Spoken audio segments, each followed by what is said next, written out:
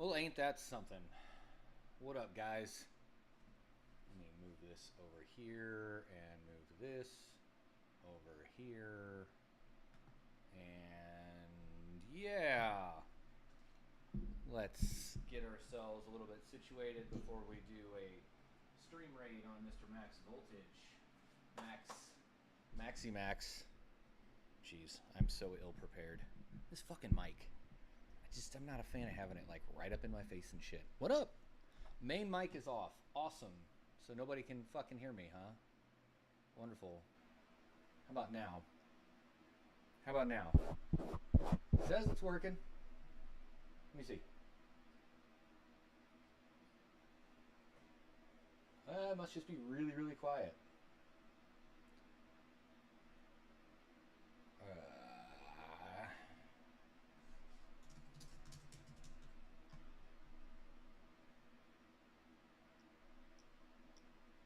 Shit, it is really low, isn't it? All right, let me see if I can turn that up some. Yeah, I'm actually using OBS today because I'm going to be joining Mr. Max. And what if I do that? Uh-oh. Did I just break it? I think I broke it. Turn it up a little bit more. Fucking...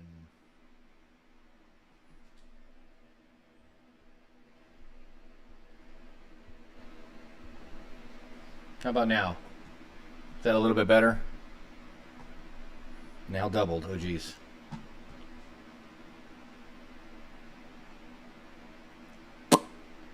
Having real difficulties here at the moment because, yeah.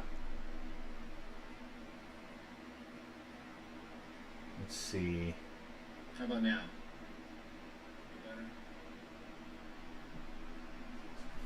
Okay. What up, everybody? What do we got? 3 people here watching. Let me put the link in the chat here. We're gonna go. How do I do a pinned? Oh, I guess I have to comment before I can do a pinned comment, huh? No? There we go.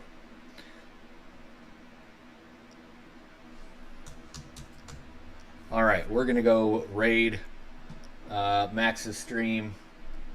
Tell him that it was a goat raid. We're gonna come in and we're gonna try to raise some money for a good cause that he's doing. Let me see if I can actually do this. I haven't done a multi-stream like this before, so yeah.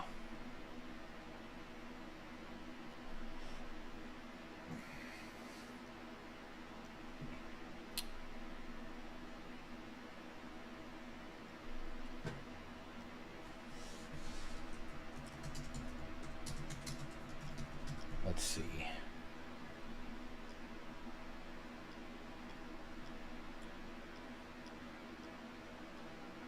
Okay, so I do need... There we go. Cool. Looks like audio might be off a little bit, but that's all right.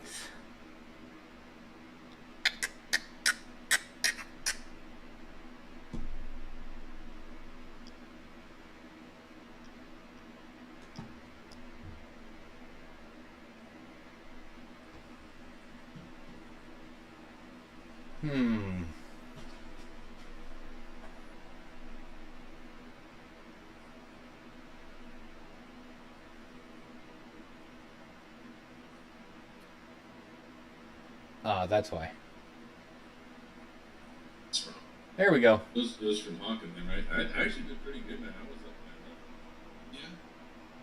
No, I didn't take much from Hawk. Okay.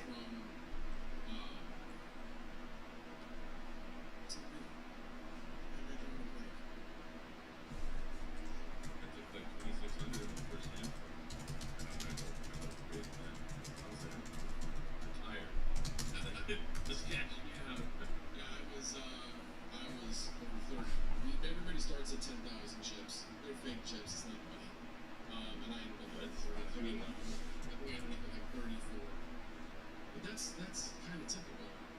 You gotta limit your losses and take advantage of the hands that you know you haven't won. I will not say the words that I've been quoted on in PCA. But when you know you have the hand won, there's like no possible way with what the cards are that are out there that anybody else is going to win. You got to see how can I get as many chips out of them as possible. There we go. And you just hope that somebody catches a card that makes them think that they're going to win. So, yeah, that's what happened to Tyson. Actually happened to both Tyson and Iowa combined. Oh, goodness. I caught straight with pretty much nothing else possible on the table. And with Tyson, I flopped full house. Anybody going to join? It was ace something. It was ace 10, and the second card was 10 or higher. I don't remember which one it was. Literally flopped it. I had ace whatever the card was, and it was one ace and two of the other cards that flopped. And I was like, okay, I got this hand won. So I checked it, hoping that somebody else would bet. Tyson did. And I'm like, all right, I'll go along for the ride, make him think that I'm fishing for a card. Let's see if he notices I'm here. I need another card with the hand. And so I kept going. I think he had three of a kind, but he didn't have a full house. So he thought he had one.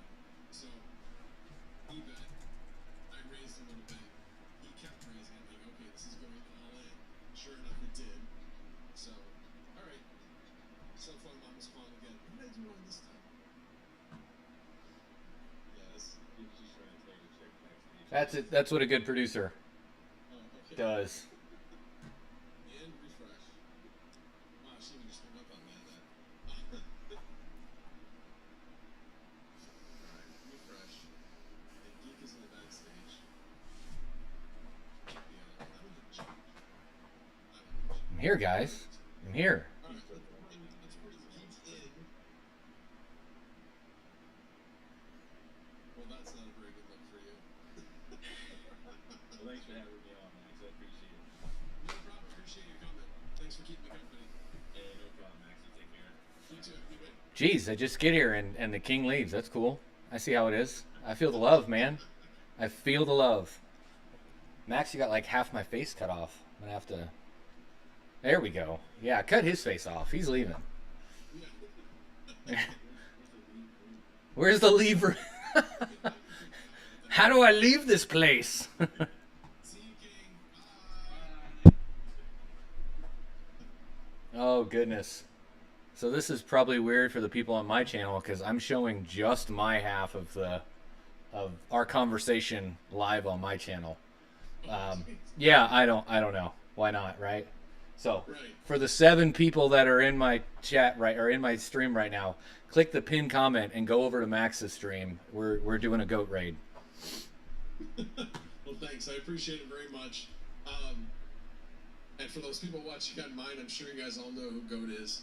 But he has some of the, to me, I'm a geek, so I love his content because it's very technical, but also with humor thrown in.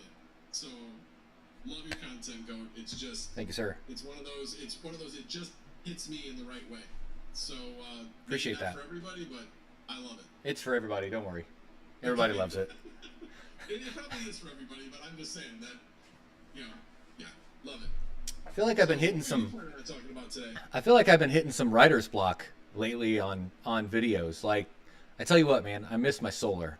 That was like such an easy just go-to of, you know, hey, I'm gonna try this week, and we're gonna change things around and do that this week, and like it just, I don't know. So I haven't really been putting out too many videos. A couple of shorts here and there. I think I've only done like 2 videos since we've lived in this house, 2 or 3. But I got that big truckload of workstations yesterday, and actually got the I got into it. So I cracked the password, got in there, and you did? yeah. So I'm gonna be doing. What is that website? It's a website. It's weird. I've never seen this before, but it uses a like master password that Dell has for their machines. So if you go into BIOS and you try to make a change, it'll pop up and say, enter your password. But it's got like a serial number, not the service tag, but like a serial number on the password entry screen. And this website, bios-pw.org, you put in that serial number, and it gives you a list of possible factory Dell passwords. And then you just put that in. It's case sensitive, and you hold control and hit enter, and boom, it just blows it away. And I hit, reformat, start from scratch, and it puts everything back at default. And then I can go in and install, Ubuntu and all that. It's nice. Nice. Hell yeah. That's awesome. Yeah. So now I just got to do it 11 more times. Only 11. Only 11. And when when we're down at Cypherpunk, I'm going to talk to the wire guy, see if he can make me some custom wires like he did for King. He was talking about last night on SNL. Yeah. I got those adapters in.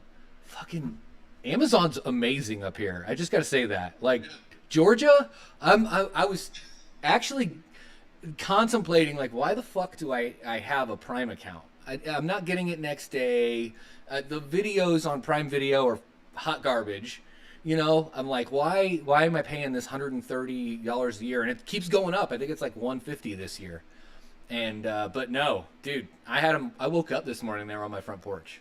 I ordered them last night. They were there. I looked at the thing and it said it was delivered at like 3:30 this morning. Like, this is fucking amazing. I love it. The warehouse, I don't know which one delivers to you. We have two warehouses in our area. We have one in Kenosha and one in Shanahan. And they're both, and when I say a warehouse, like Kenosha is multiple warehouses, and Shanahan, I don't know if it's one big warehouse or multiple, but it's huge. And these are the distribution centers, not the fulfillment. Well, sorry, the fulfillment centers, not the distribution. Not distribution, centers. yeah. So the fulfillment centers are basically all these. They just stock everything. So they basically fulfill the order and send it out to the distribution. And then each of the places where the drivers pick things up, they receive all these shipments. Mm-hmm. And so back in, it was 2016, that's when Amazon actually started same day. And we actually were doing it. We were doing same day deliveries. And we as in your logistics center. Yeah, the company that I worked for at that time. Oh, gotcha. The company was actually T-Force, was the company in Chicago area. There were 3 companies that were doing it, and then the others eventually failed, and we just grew. And we were hoping that we could continue to expand, but the writing was on the wall that they were in the process of just taking it over for themselves. They were recruiting like crazy out of the company, and took some people from our company and actually took our plans that we put together and just literally pasted them into Amazon, their systems. Yeah. It's just kind of their way. But anyway, it was fascinating, the fact that at, I think it was 1:30 was when the truck left Kenosha. Okay. And they would bring, multiple, whole truckload of Gaylords full of boxes. And actually at one point it got to the point where it was over a truck. We had to send 2 trucks. So especially like around the holidays, obviously. So when the truck leaves, and actually when it was 2 trucks, it was when the second truck left, we would get the download of all of the packages and the routes, because we had like a certain set of routes. And then we would take those routes, and I say quote unquote routes, they're areas, and we would then have about 3 of us, anywhere between 3 and 6 of us, depending on how busy it was, actually take an area, and we would create the routes so that it was as efficient as it could possibly be. The routes themselves were pretty well laid out with the software, but we always wanted to make sure that we could save time. And the other part of it is it really depended on how tight the routes were as to how many packages you could put in. So the more packages you had for the given set of area, the more packages somebody could deliver. So if it was a standard, 30 packages per route type of setup, maybe they could do 40 stops because everything was like in a super tight area. So, but yeah, it was intense, but we had a great group. We all got along really well. It was fun. It was fun. And how I actually got into this was kind of interesting. You guys will probably be like, that sounds like you. So I was doing health insurance at the time, which we wouldn't even go into that because that's a total cluster. Yeah, we won't go into that. But anyway, bottom line is I was looking for some additional funds, and a guy that I knew who was in the Uber community reached out and said, "Hey, I'm now working for this company, and we need Amazon drivers. Would you like to do it?" I'm like, "Sure, I'll try it. You know, if I don't like it, I just stop doing it. You know, type of thing."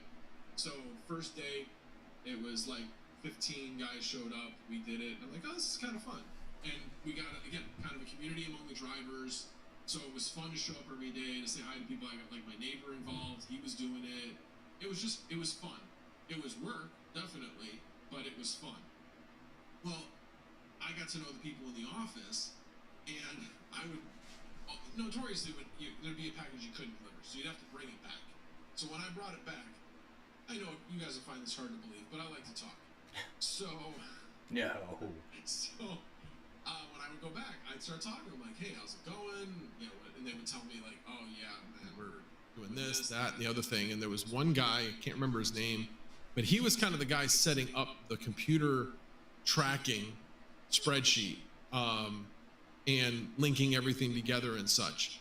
And they weren't doing well. They were at 90% or so on-time delivery, which is not good. You know, you want to be closer to 99% at least. Yeah. So I'm like, "Well, what are your challenges?" You know, that type of thing. And I'm like, "Well, what kind of data do you have?" So I started going through the data, and I'm like, "Well, you have all of the data to predict how many packages each of these drivers is going to be able to deliver. You know, you take their first hour, they've delivered 6 packages in the first hour. Okay, well, if they've got 24 and they've got 4 hours, great, they're going to finish. No big deal. But if somebody's delivering 4, then you can predict that they're going to need some help. So there's going to be some people that are really fast, they're really good at it, and they're going to finish 2 hours early. Mm-hmm. So we'd be able to predict who was going to finish early, figure out where they were located, and send them to recover, rescue, as we call them, rescue routes. Yeah. And we would pay a little bit extra for people that would do rescue routes.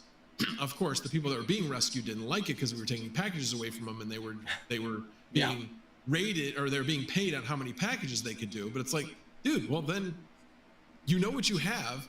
There's no reason why you shouldn't be able to do this. You're slacking off. Sorry, you're going to be rescued. So anyway, we'd have issues with that, but in general, most people were very cooperative. And yeah, we went to like well over 99%, over 99.5%. And so as I was helping him develop that spreadsheet, he just finally just goes, "Do you want to work here?" I'm like, "Sure." So then I started working there for a couple of years. Yeah. So yeah, that was actually a really good group. Actually, that my boss back then is my same boss now, actually. But it was a really good group, and I really enjoyed solving the problems that were presented, because the next big problem I had to solve after Amazon went away was FedEx Smart Post. And FedEx Smart Post basically is a FedEx shipment, but actually the final mile is delivered by the post office, hence FedEx Smart Post. And around Christmas time, I mean, the volume just blew up.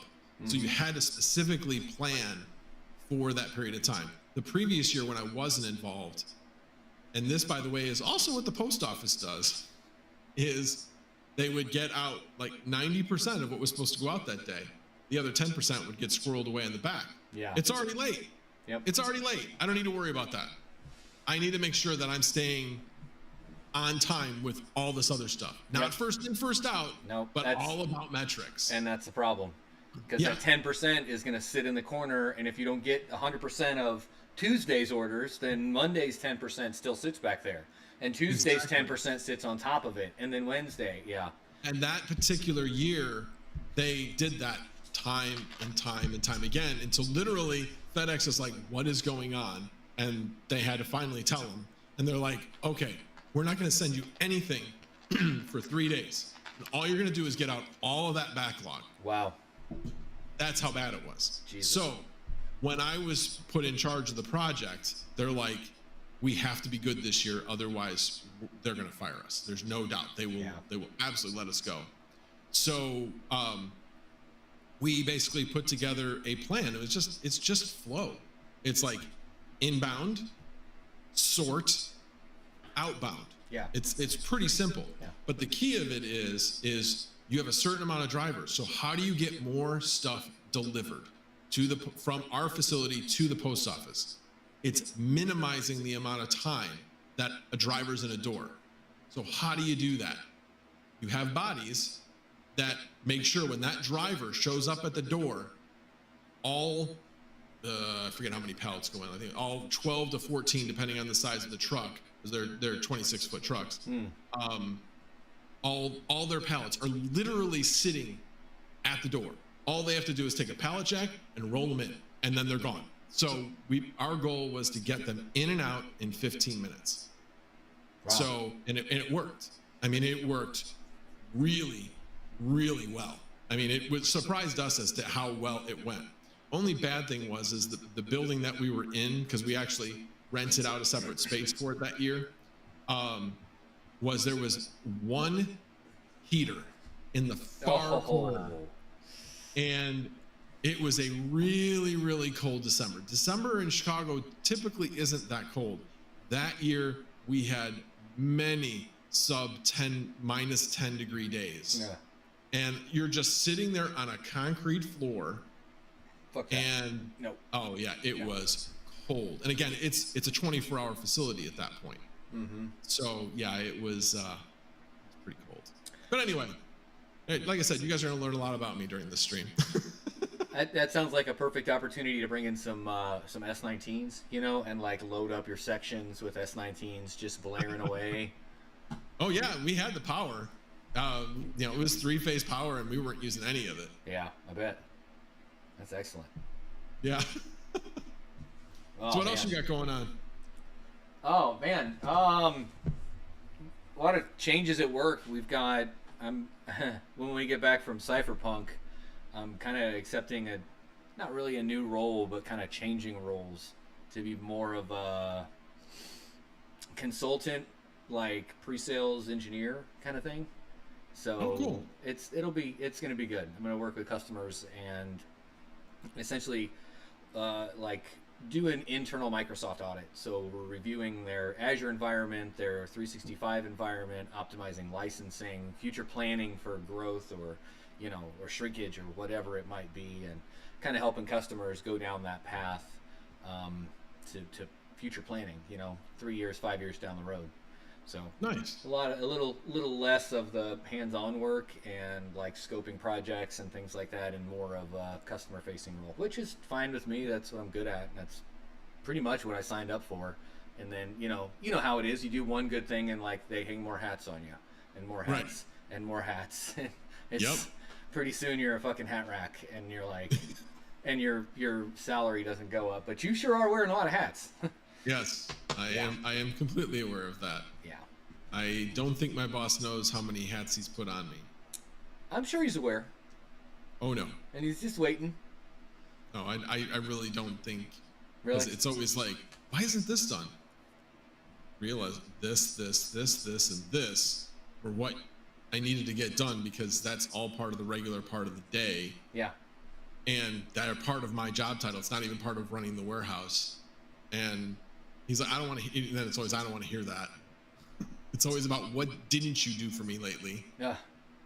Yeah, that kind of drives me nuts. Oh, that sucks. Yeah. You know what? Anyway. When you're a cloud engineer, you don't have to worry about things like that. Because you get a ticket, you work the ticket, you close the ticket. Or a project, hey, we're building an Azure environment, we're migrating servers from their server closet to Azure, and when it's done, it's done. You've got 70 hours allocated to the project. There you go. And you'll juggle lots of different projects at the same time. But, you know, I don't know. If I ever have anything to say about it, I will never go back to like a 9-to-5 work in the office, you know, kind of job again. I will always do something like this, I hope. Yeah, I mean, the one thing I do like about being in logistics is there are problems to solve every day. It's not like you're just going there and, yeah, whatever. Like the latest one. Oh, so we have e-commerce coming into our building. So most of our customers have been moved out to a separate building. So again, we're not losing customers. It's just moving it to a different building that has space, and then building up our building, like 2/3 of our building, with all of these racks, like library shelf racks type of thing. Yeah. But it's putting us in a much smaller footprint, and not all the customers have been moved out. So end of the month is coming, and we have a deadline to, you know, free up all this space, which is fine. I looked at a map and I'm like, wait a minute.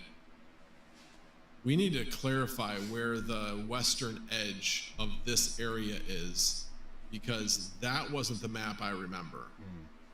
And so we went up front at the end of the day on Friday, met with the engineers. They're like, well, let's walk out on the floor. I'm like, all right, so the southern edge is here, right? Yeah, it's these pillars, right? Okay, good. At least I got that right, no problem. Now, let's go to the western edge. So we go to the western edge. I'm like, it's these pillars, right? He's like, yeah, wait a minute. Let me take a look. Well, no, it's to this aisle. So I thought everything was based upon pillars. He's like, no, because here's this pillar, here's your aisle, and all this stuff that you thought was going to be yours is not. Yeah. And that's like an extra, God,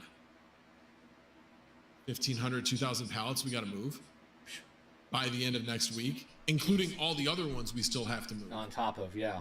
Right. So we started putting together, obviously then started rushing, putting together plans for this week of, okay, where are we going to put all of these extra pallets?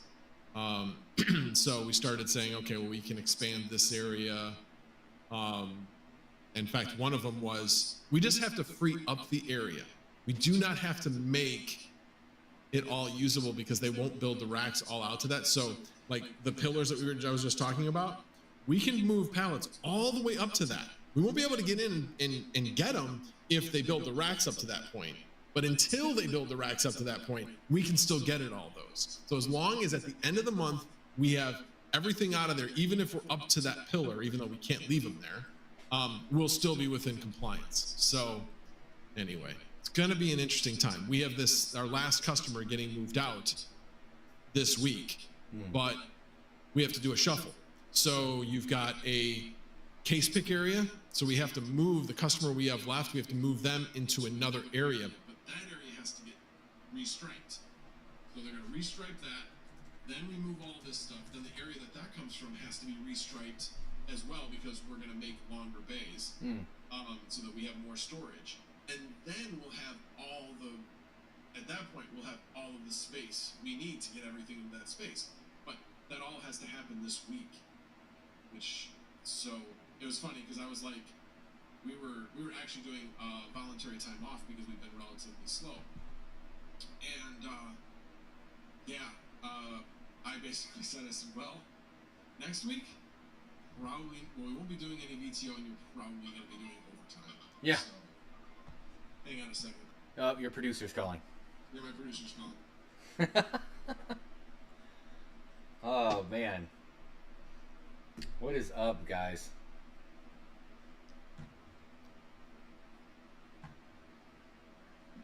Yelling at me for talking too much.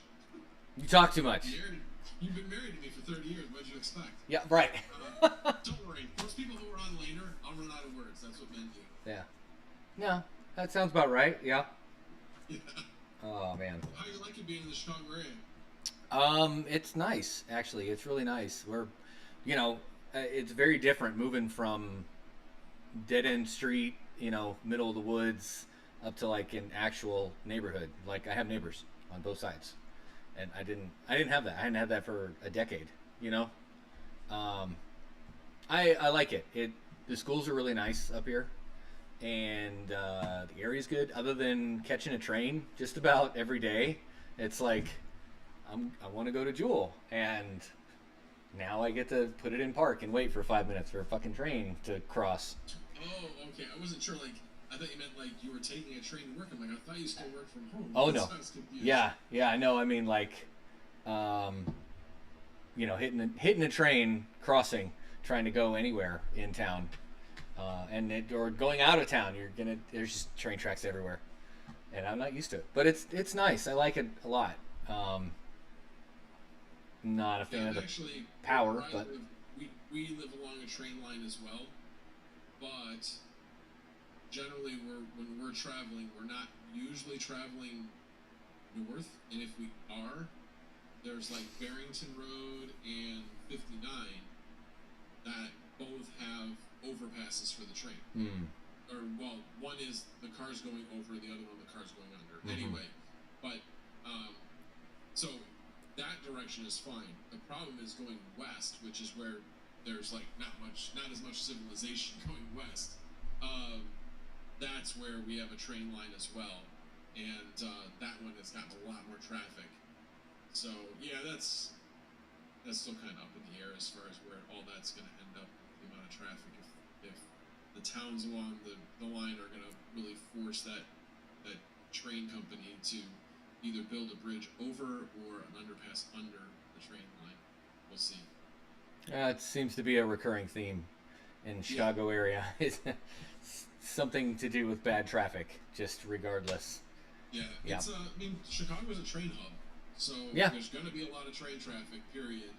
So it's kind of just a fact of life. It's just whenever the amount of traffic on the lines increases, nobody likes it. Is what it is. But glad you're liking it. Yeah. I am. We'll see what you say in January. Yeah. We didn't have snow in Georgia, like, at all. And if it did snow, it was gone by noon. So our, sledding hill was a mud hill very quickly. And so we're excited to play in the snow again. I mean, I'm from Indianapolis, and my wife's from the Chicago area, like Schaumburg, Grace Lake, Northbrook, all the places. So all up this way. And so we're used to, we grew up that way. It's nice. My daughters are like, hey, I'm going to go to a friend's house. I'm like, all right, see ya. Yeah, they didn't do that in Georgia. Like, there was just nobody in the neighborhood they would go hang out with. And it was very different. And there was kudzu everywhere. If you know what kudzu is, it's a vine that just takes over trees. So, like, going down the road here, you'll see that's a different type of tree next to that one and that one. In my area in Georgia, it was all kudzu. It all looked the same, just a giant green blob. It was wild, and it'd kill all the trees that were under it because it would, starve them for sunlight and water and all that stuff. And it was like, it's a big change, and I like it. I've got a much bigger house than we had out there, but I do miss the sheds. I do miss the sheds. I think you can change that, right? Maybe. I mean, our garage is full of stuff right now, so once we get everything situated, boxes and bins put away and things like that, then we'll probably have a lot more room in the garage. I'm going to run a 220 out there, a couple of 220s, and probably a fiber run as well. That way I've got everything out there that's stationed out there and it's just ready to go. And then, I don't know. I want to get back into automotive again. I used to have project cars like all the time, and back when Craigslist was a thing, it was I remember I traded 2 speakers and an amp for a Ford Escort so that I could put my Honda CRX in the garage over the winter, like things like that. Like, just hop in the car and go buy 12 workstations because it's 20 minutes down the road. Like, nothing in Georgia is 20 minutes down the road. Everything's an hour and a half away. Well, certainly in the part of Georgia you were in. Yes. Weren't you near Dalton? No, I was about 2 hours from Dalton. So I was in Dahlonega, which is like an hour and a half north of Atlanta. Oh, okay. And between Dalton and Atlanta. Kinda. So, like, if Atlanta is here, Dahlonaga's up here, and Dalton's over here. Oh, okay. So I was like halfway between Dalton and Athens. Can't really. Got it. There we go. Yeah. I know what you mean. Yeah. You're reversed because you're doing it in reference to you, but I know exactly what you're saying. Yeah, so I was like, it was still up there, and it was, it was secluded. Plus, that means you weren't really anywhere near the way you just did that. You weren't really anywhere near an expressway. I was at the end of an expressway. Oh, you were. Yeah, so Obviously not 75 though. no, 75. Yeah, 75 goes up that way. 400 Right. goes like straight through Atlanta from way south of Atlanta up to Dahlonega, where it ends pretty much, and it becomes like a 2-lane road. And that's pretty much where we were. Like, you could take 400 from Atlanta all the way up to Dahlonega and turn left, and you're at my house. Oh wow. Yeah. Oh, that's convenient. It was to go to Atlanta, but it was still like an hour and something drive to go. And then there was nothing to do out there, and it was like a good old boys network, and wasn't one of the good old boys. Yeah, you had mentioned that. That sucks. Yeah, but it's a lot nicer out here. We enjoy it. We really do. Kids are thriving. Wife is thriving. All the things. Awesome. So what's our goal here today? What are we trying to hit? We're trying to hit 10,000. Okay. I know that that's a stretch goal, but Yeah. that is the goal. So we're currently almost at 1,500 on this one. Check the other one. Let's see. 140 on that one. So Lil Time donated $5. Thank you, Lil Time. Appreciate that. And Jeff Noah, who I know who he is. I'll let him decide whether or not he wants to state who he is. Oh, well, he actually said who he was. All right. So yeah, Baldini. Appreciate the $25 dono. Very much appreciated. So which of the two links is the better link to go to, or does it? They're both great charities. Okay. There is not a better. Just this one just shows better because it has a bigger number. Gotcha. The other one, Yeah. it's pretty darn hard to see. Now, I will say with this one, if I was doing it on OBS, they actually provide like a banner that you can put on your stream. But I'd have to upgrade to another tier within EVMux in order to be able to do web links. But then I would have been able to put a web link at the top. So either one works. Okay. As I said early on, the OCRA, Oprah, as I call them, they are more research based and lobbying the government, that type of thing. While the other one is more general, overall support and education as well as research. So they're more of a well-rounded charity in trying to make sure that those people being afflicted with the disease have a support network to go to and share a lot of information. While, like I said, the other one is more about not necessarily that, just more behind the scenes and trying to get as much information. Much research and things funded. Interesting. Hello, Mr. Red Panda. Appreciate you being here. Let me get caught up on the chat here, because I have not been paying attention to the chat at all.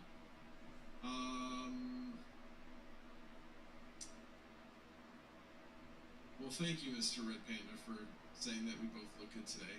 Yeah, I showered and shaved for the stream. Last night I was looking a little scraggly for Saturday Night Live. So. Yes, I woke up for the stream.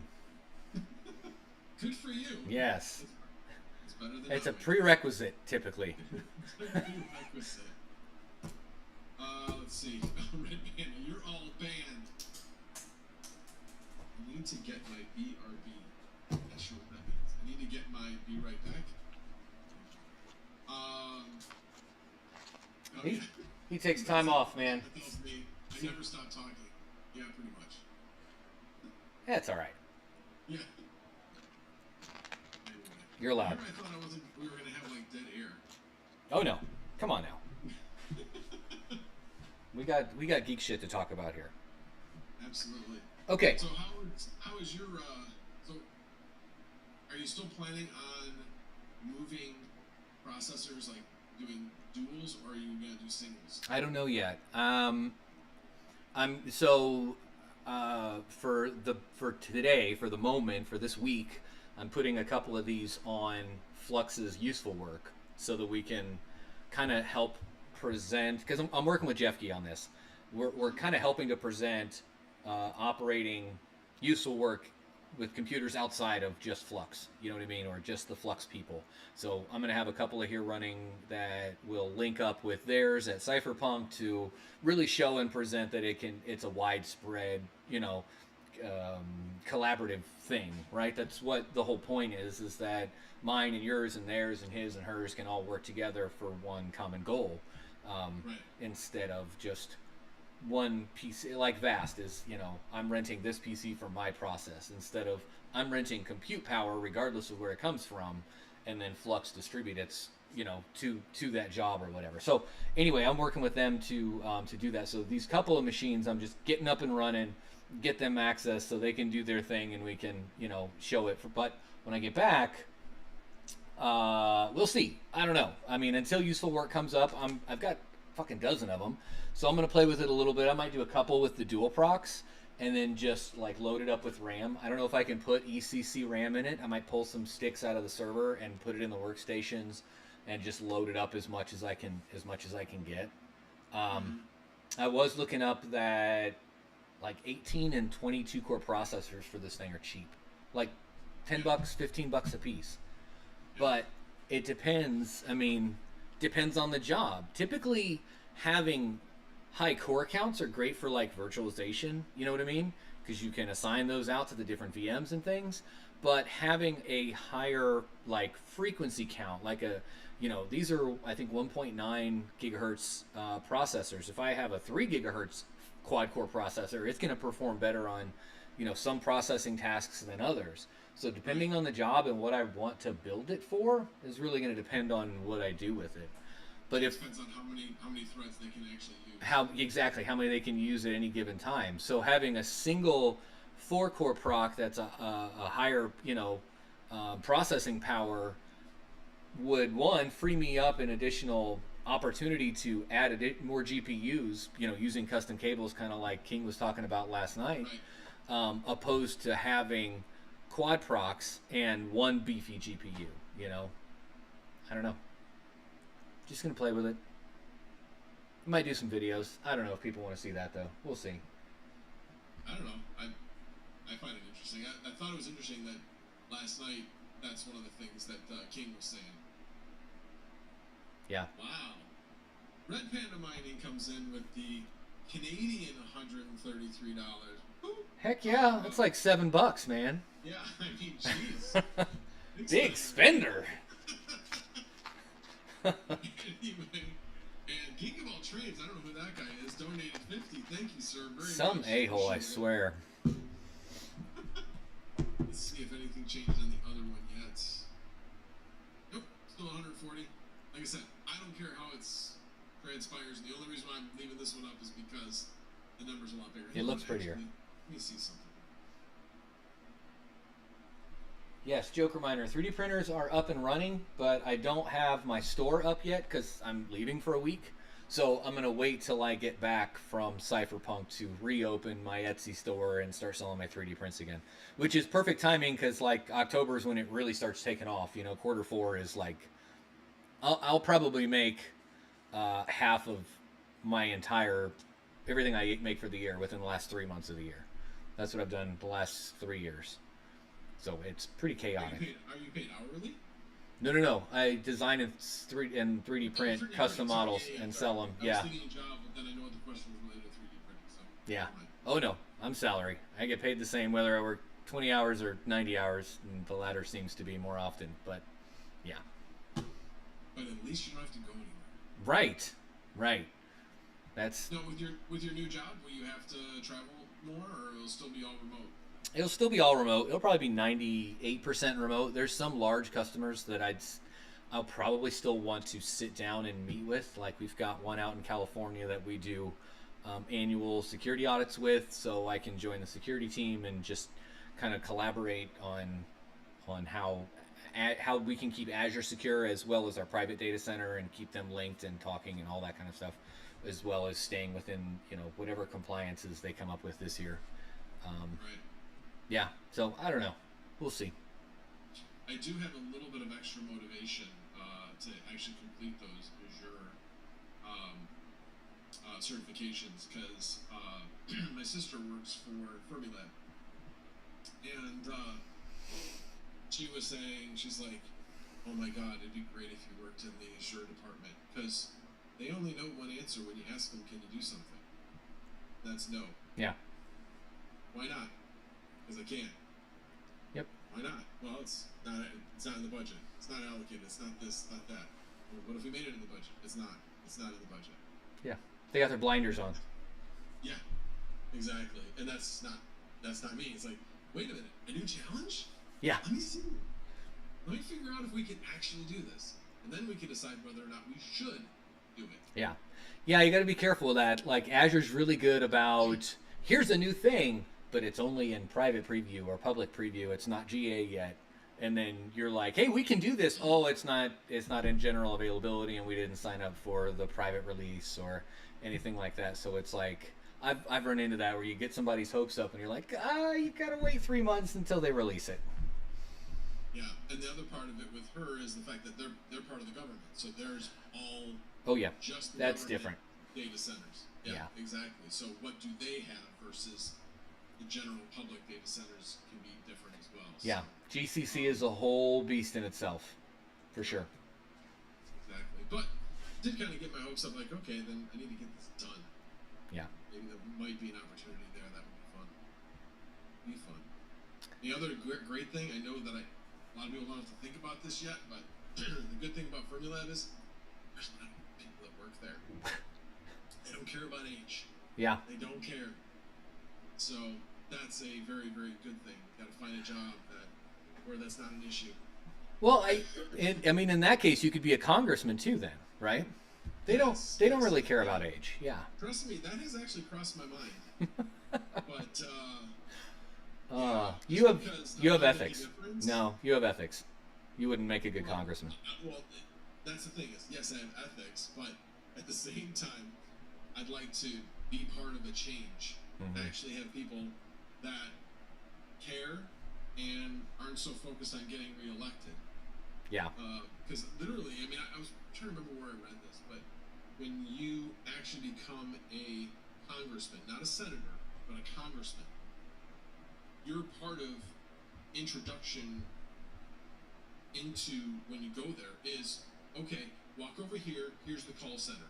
You're going to spend 6 hours a day calling for donors for your next reelection.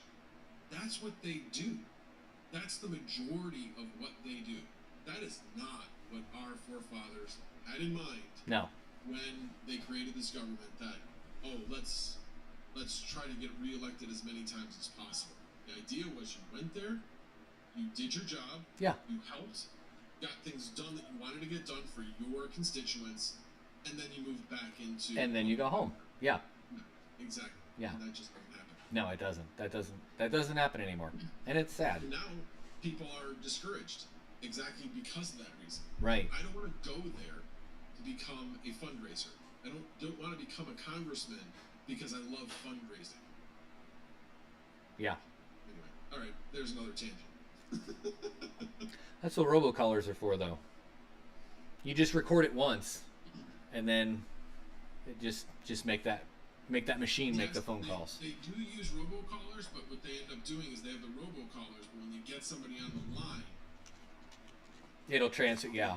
Yeah, it'll transfer the person to them. So you're just sitting there waiting for that call. When I was in health insurance, that's what we were on. It was a robocaller, and if someone answered, it would ring the phone. By the way, that's why you want to know when a robocall's calling you is when you go, hello? Yeah. Hello? Are you there? And then that's when they finally get the person to pick up the phone, and they're like, well, hello. And I'm like, at that point, I'm like, Clay, you're a robocaller. Yeah, if they don't answer after the first hello, and it's dead air, nope, done. Blocked. Yep. Yeah, no. Exactly. Learn that real quick. Exactly. Or the one, I was getting ones for a while there. Hi, is Brandy there? No, you got the wrong number. Well, while I have you.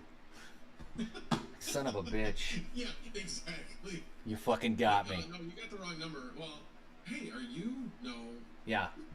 Do you want to donate to the... No. No diabetes. No. Yeah, good times. Well, evidently, Joker Miner's triggered because one of my FE boxes is... You don't like the fact that it overlaps onto the max voltage sign? Is that what you're saying, Joker Miner? Deal with it, sir. I think it looks great. Looks wonderful. Yeah, I love how they're just like nice and even and yeah, it looks good. I like the background. There might be a surprise coming. Sunflower Mama has a project that she might be doing with those. Ooh, nice. But it was kind of funny when I got those boxes. I wanted to like do a post that Sunflower Mama got 3 of them, and when I started kind of laying them out, I'm like, oh wait a minute, just trying to. And I had them lined up like that. And everybody was like, oh, that's pretty cool. The way those boxes figured out. So then when we started setting up the background. We're like, okay, we got to do that with the background. Interesting thing is, so you see the top Ryzen box. The second Ryzen box right there has a cooler in it. Oh. Because it's counterbalancing. Ah, yeah. So otherwise, the whole thing would just topple over, yeah. No. Yeah. Look at you, engineering. Oh, yeah, I guess. It was more like, wait a minute, this is toppling over. Well, let's put something of weight over here. Put something heavy on it. Yes, counterbalance. Yeah, imagine that. That's funny. So to move it and trigger you. That's awesome. Yeah. So anyway, but so what's your power look like at your new house? I figured it up at 13 cents. No, I meant as far as the amount of power. Do you have a 200 amp? Or yeah, I've got a 200 panel. Oh, that's cool. Yeah, it's old. It's an old panel. We only have 100 amp coming into our house, so it kind of limits me on what I can do here. But well, and I've got a lot of free spaces in there now. Like I said before, all of the rooms had baseboard heaters in all of them, and each of those baseboard heaters runs to a single 20 amp 240 volt breaker. And the previous owner removed all of the baseboard heaters upstairs. But we've got this like big like window. Well, it's a window AC. It's a AC that's like in the wall, and it does heat and AC and all that shit. So we're gonna see how well that does. But either way, I've got 1, 2, 3, 4, 5, 6 free 240 volt 20 amp breakers that aren't doing anything. So I got plenty of room to plug stuff in, but it's fucking expensive. So is that thing that does the heat and the cooling, is that a mini split? No. It's like a giant window AC. But it's like cut out of the wall and into the wall in the front of the house. Okay. Yeah, it's wild. And it runs on 220 as well. Got it. But, yeah. Have you guys thought about maybe putting in more mini splits? Maybe. I'm definitely going to be getting some AC Infinity fans and running ASICs, at least in the basement, and maybe upstairs as well. Like, put a couple upstairs to like heat the house. Just some of the box miners for sure, because they're quiet enough and they spit out a decent amount of heat. But I don't know. We'll see. We'll see how far it goes and how far my wife lets me put miners throughout the house. I'm not Red Panda mining, so I can't put, a 12 card 3060 Ti rig or 3080 rig that spits out heat everywhere. You're not Red Panda mining? That's a good thing. No, although I told your friend Andy I was. What? Yeah, first at Mining Disrupt. So Andy and DJ are like, I just see them over there, shooting the shit, talking and stuff. And I run up and DJ's like, oh, hey, have you met Andy? I was like, hi, I'm Red Panda Mining. And DJ's like, no, he's not really. He's not. I was like, I'm kidding. I'm joking. I'm not really. Yeah.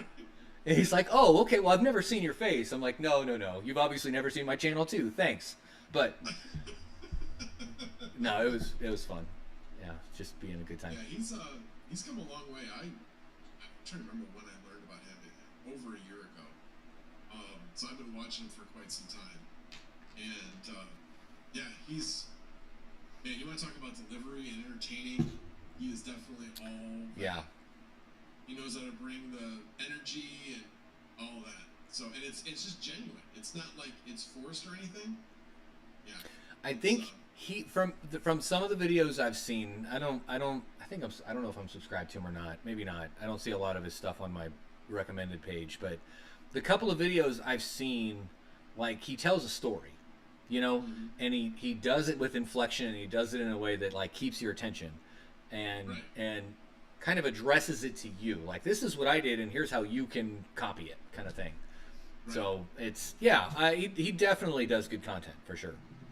Yeah, his latest one was on the Oxynodes, and how he's been making quite a bit of money on that. He also was invested really early in that stuff. Yeah. A lot of those he invested really early. Yeah, he's he's big on spec mining quietly. So yeah, he's done very, very well due to certain spec mine coins that he did. But as he puts it, he's like, yeah, I spec mined 50 coins and one hits. Right, that's the thing. That's the one that everybody hears about, but there were 49 others that didn't. Yeah, and as long as you're careful about it, there's nothing wrong with that. No, not at all. It's definitely a strategy that can work, because he's like, it's like, I'm not losing anything because they're not really worth anything when you're originally mining them, the ones that failed, but the one that does, you're going to hit over 100 times growth on what you did there. So you don't lose much over here. Even if they go to zero, it's not hurting you that much. Yeah. But you get a bag, and all of a sudden, boom. So I wonder if he writes off the power for mining and things like that too. Oh, I'm sure he does. But why wouldn't you? Right. Well, and so you can't really do that when you buy the coin. That's the problem.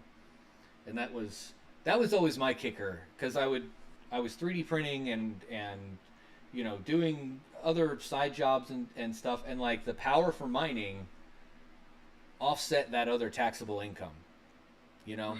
So it was like this small little cycle where I'm still making a fat bag of crypto of some kind over here, but what I'm paying for is offsetting the income of these other things that I have. So it like... True, except you have, think of it, the money that you're paying, the power or the crypto. Yeah. Okay? So yes, when you pay for power, it's tax deductible. Okay. But when you buy the crypto, you're not getting taxed on the amount of money that you're putting into the crypto either. So it's really just offsetting, because remember, when you mine, that's income. So yes, the power is offsetting the income, so your net is zero. But when you are buying the coin, you already have that money. It's sitting on the side. Yeah. So whether you're using it to pay for power or using it to buy the coin, it's a net wash between those two strategies. So yeah, I wouldn't be thinking, oh well, it's good that it's tax deductible, and yes, if you are mining for a business, absolutely you should be taking every tax deduction you can. But if that income for that mining, yeah, you want to take that power against it, no question. Yeah. So yeah, I'm gonna have to pick your brain on the plane or at the airport about how I can get my power costs down here, up here, and the different programs and stuff that they have. I'll make sure I've got a power bill saved to my phone so I can show you what my power bill looks like. Okay. But yeah, variable rate power is the way. I will show you the way. So is it more expensive during the day, or is it like still a base price during the day but then just cheaper at night? No, there's like an hour or two during the day where it can be more expensive, not always, and then the rest of the day it's generally cheaper. Okay. That's really what it comes down to. Interesting. So now it's interesting. You said it was 13 cents. I guess it kind of depends on how you're calculating it. If you're removing all of the fixed fees out of it and then doing the calculation, which honestly is probably the right way to do it. Yeah, it probably could be at 13 cents. But if you're including all the fixed fees, it should be right around 14 to 15 cents. Is what I had seen. So I took. It's over here somewhere. Maybe.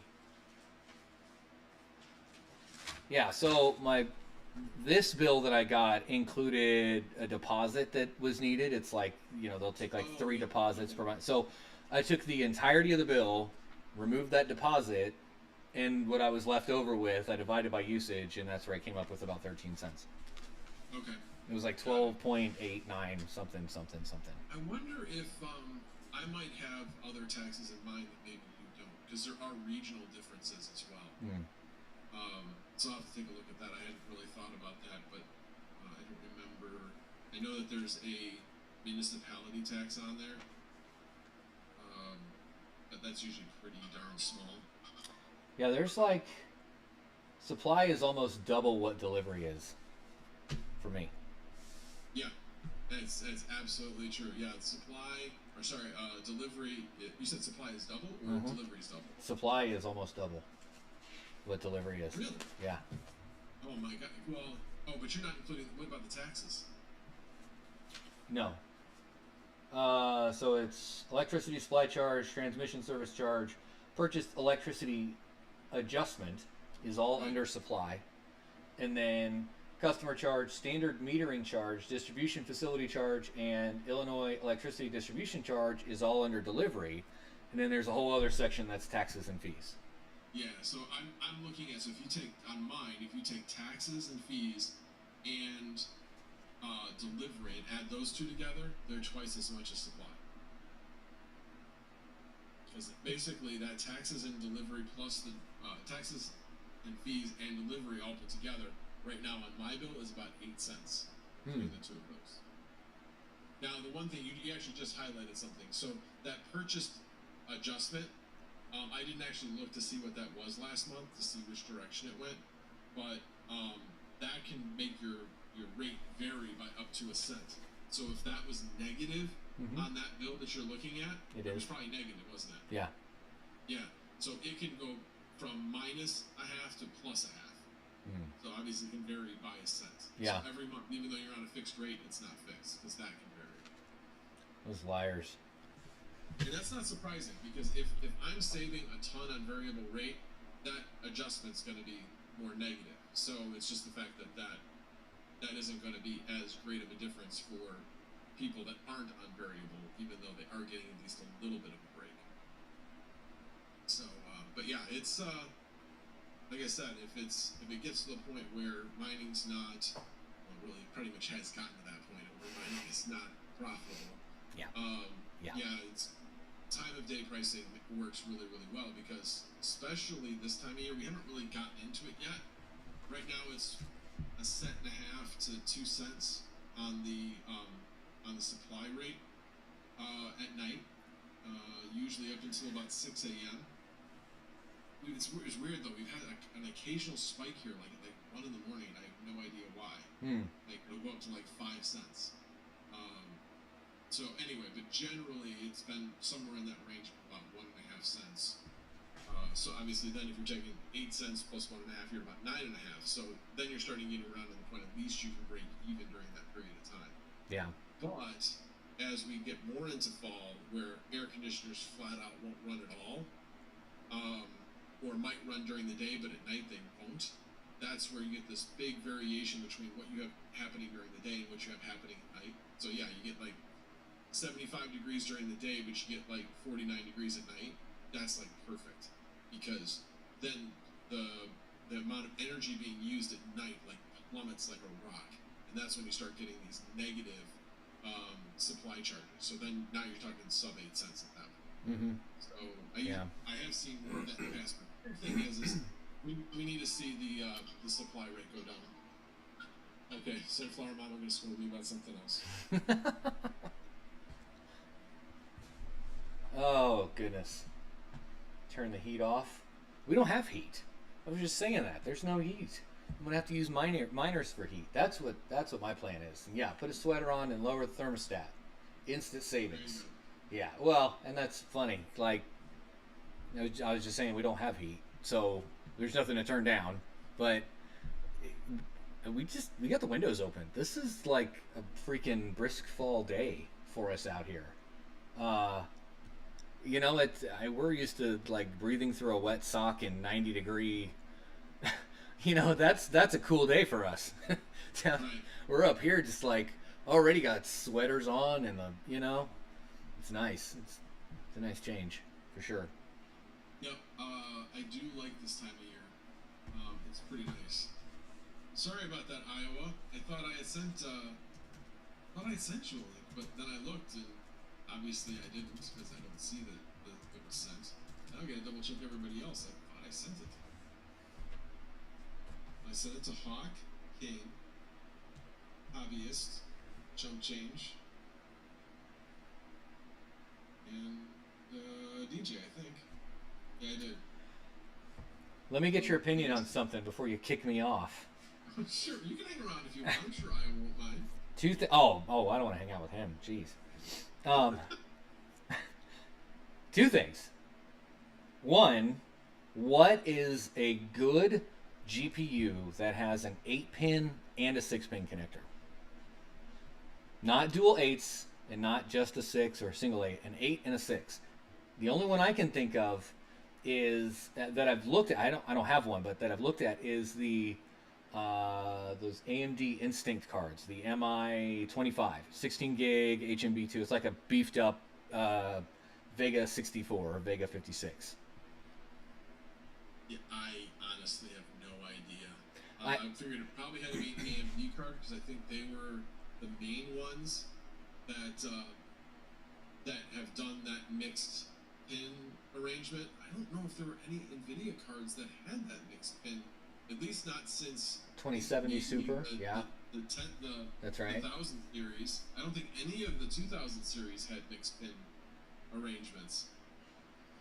The reason I ask is those R730 servers I have two X16 slots, full X16 slots, but the power is only a single 8-pin and or an 8+2 plus a 6-pin. So I can, like, I've got a 3080 in one now, but I'm pulling an 8-pin off of one side and an 8-pin off of the other side, because they got dual 8s.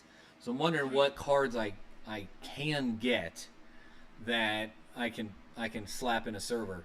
And I didn't know this, but these power edges, at least the 13th gen, 12th gen, whatever they are, the 730s, you put a GPU in it, those fans are like dead set at 60%. So it's like living in an airport because the server room is like right on the other side of this wall. So when they're on, they're screaming. It's wild. I'm like, so I got them turned off, and the workstations are pretty freaking quiet. And then I'm gonna be expanding out on some videos that I'm gonna be doing, and I want to get your input. So topics for new videos: networking, servers, SAN storage, local storage, AI, or Hackintosh VM.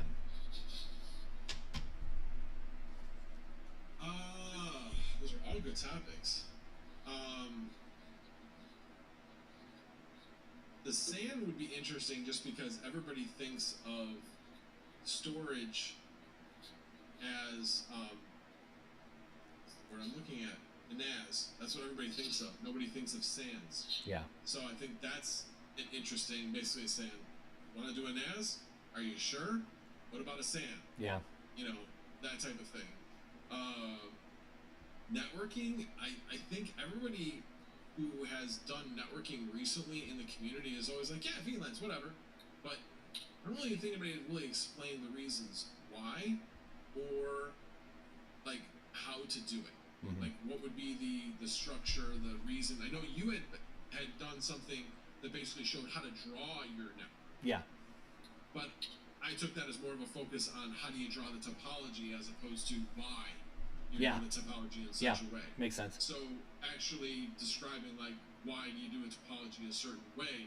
And the other part is it's one thing when you're starting out a network, and it's another one when you're trying to say, okay, I've got this network, but now I want to move these onto a VLAN. What does that mean? Type of thing. Yeah. How do I migrate all of this? Mm-hmm. Those are some out of what you just said. Those are some interesting topics. Hackintosh VM, definitely interesting for those Mac lovers out there. That doesn't appeal to me at all because pretty much hate everything Apple. Yeah. I shouldn't say hate.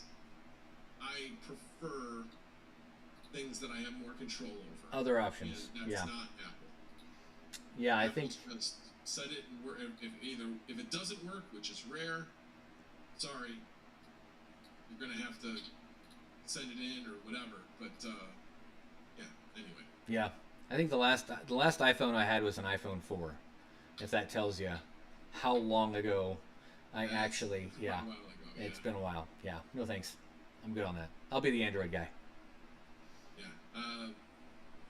My whole family was on iPhones. My kids, my wife, and finally got them off of iPhone. Now, iPhone has a place. Apple has a place. I was not about to get an Android phone for my father. Yeah. I was like, nope, you're Yeah. going Apple. Yep. It's just simpler. Everything has one way of doing things, and you're just going to do it that way because you only need to know how to do it one way. Yeah. So Yeah. for him, it's worked out. Yeah. Definitely worked out. Same way for my parents. I'm like, you need an iPhone. What? Yeah. What phone should I get? An iPhone. But what about? Nope. Just get an iPhone. Yeah, and then don't call me for support because I don't know how to fix your iPhone. I'm sorry. I figured I can figure out things, but it is more difficult just because I can't like go on my phone and just go, oh, okay. Right. But, Yeah. But anyway, yeah, he also has an iPad, so that's like his computer, and so that can be challenging at times. Right. He's having trouble with that. And they all work together. Like all the Apple things in their ecosystem work together really well. They talk to each other, and you can access it from all the places. So for people that aren't like I've got 4 monitors here, and that's not enough half the time. Like for people that's all they do is an iPad's perfect. Like my mom, iPad's perfect because Right. she can look up her crochet videos and like put it on a little thing while she's, that's great. But I don't know. I can't. Not a fan of the tablets. Oh, this guy. Oh, jeez.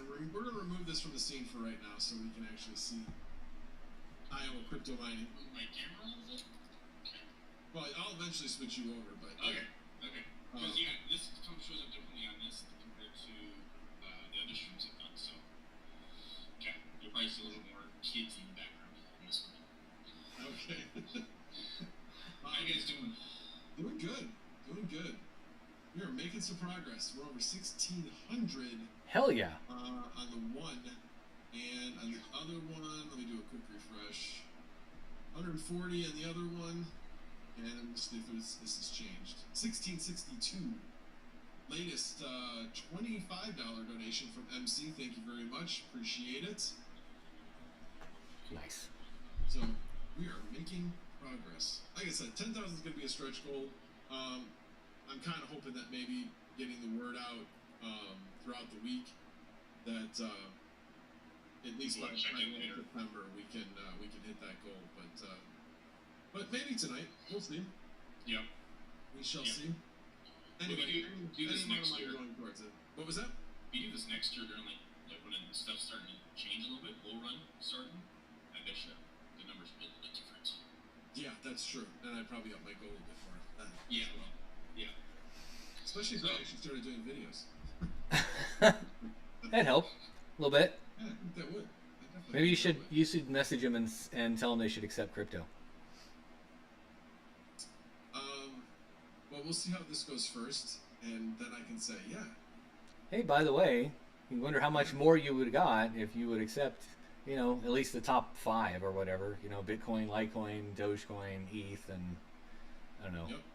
Or you use Shibarium. You make the wallets max and have public wallets. I know it's I could do that. deep, but Yeah, exactly. It's a little tricky.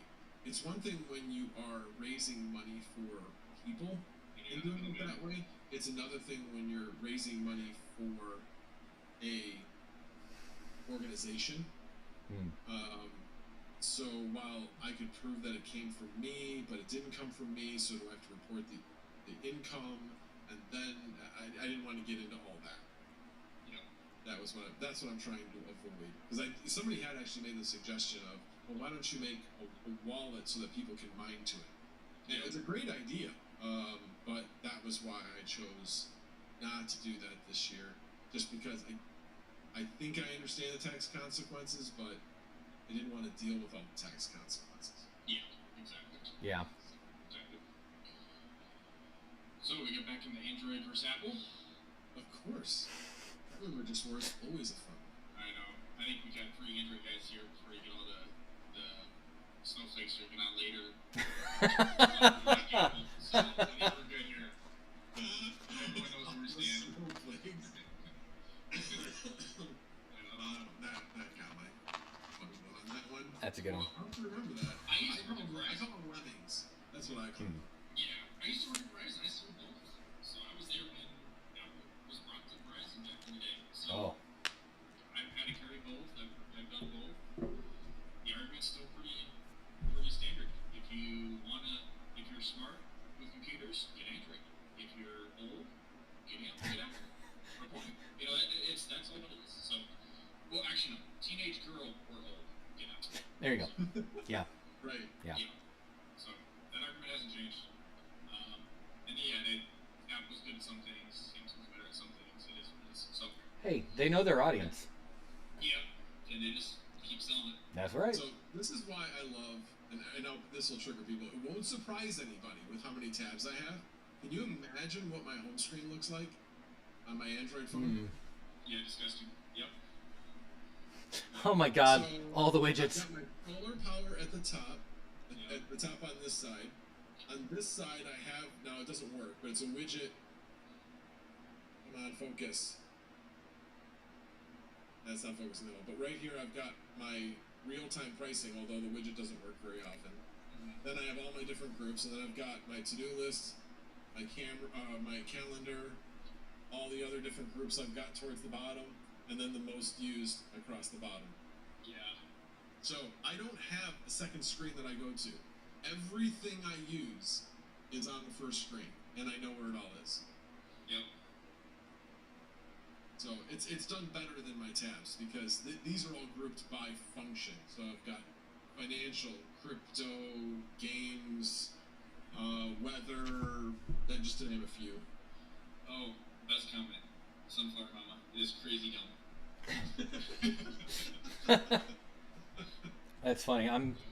It's going to show the town I live in, so let me maybe block that. But this is my home screen. It is just completely blank. Everything that you want to find, you got to find in a folder. Dive down into it. There's nothing there. Just like my home screen, like on my computer. Nope. Right click, view, hide icons. All of it. I just want it fucking clean. Yeah, that's not me. That's just me. I'm still tab happy. Not as tabtacular as you are, but Spectacular. yeah, I've got it. When it gets to the point where I'm like, are they on this monitor or is they over here on this monitor? I just close them all and I start over. I'm gonna try to get that into Webster's dictionary. Tabtacular or tabtastic. Remember that. Yep. Yeah. I don't know. I like tabtacular. That's much better, I think. Could make a T-shirt. I am tabtacular. I love that. Now the question is, what picture do you put on there? No, just the words. Just the words? Just the words. Okay. Yeah. I have one that I made for a security conference I went to. I said it was all each word was its own line, so it's like this big on the shirt. Like it says #change your password. The end. That's all it says. Nice. Yeah. And they all appreciated it. Excuse me. Like I don't care what you're using for your password. Go fucking change it. Yep. You want to talk some mining? I know you were talking AI earlier. I've updated all my sheets. I want to talk about that. Yeah, we can definitely do that. Here's what I'm going to do. Stuff. I've been talking for 3 hours and haven't gone to the bathroom yet.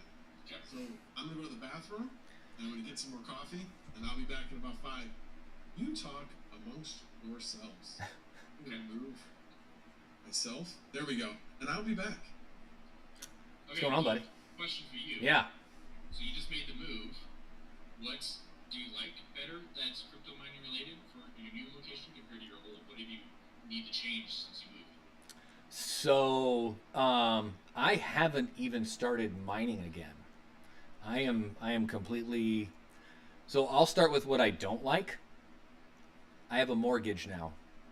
My old house is paid off. I could spend $600 a month in power, and it wouldn't hurt me. I expected that. Of my $800 power bill, 300 to 400 of it was mining. I can write that off. That's all the things.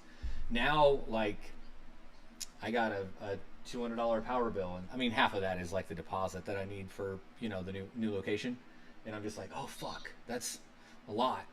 When it's really not, but yeah, money's a little tighter now when you have a mortgage. So I'm gonna be growing into it. Punch my mic.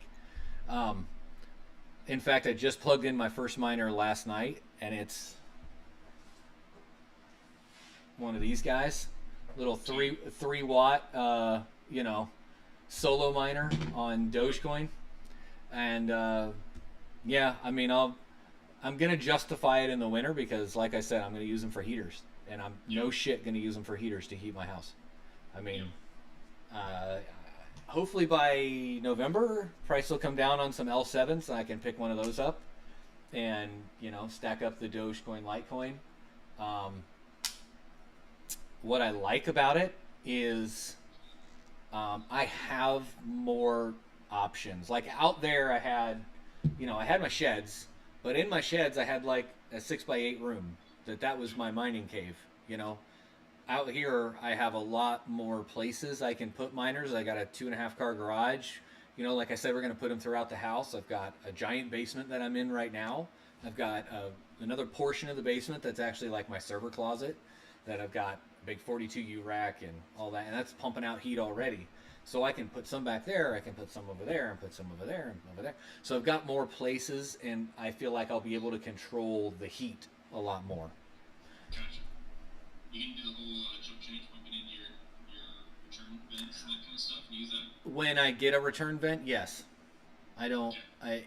This house had baseboard heaters, and the guy that had the house before us ripped them all out. He was like in the middle of remodeling. Well, maybe not in the middle, but he had been remodeling and passed away, and we got it kind of an estate. They should have put it on there as an estate, but it really wasn't.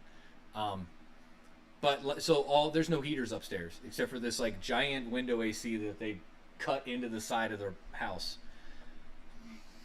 So we'll see. Gotcha. Yep. Yeah, they put a furnace and stuff in. Me being a realtor, yeah, that's gonna be rough. Yeah. Yeah.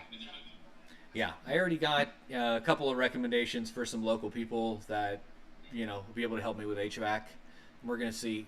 We're going to tough it out this first year and see how it goes. First house we've had that doesn't have a fireplace. Yep. So, we'll see. Usually it ends up being the AC ends up being the problem. So yeah. So usually you can figure out a way to get heat one way or the other. So, yeah. Space heaters or whatnot. So, okay. Heck yeah, man. What's new for you in mining right now? New? Nothing. The shed's full.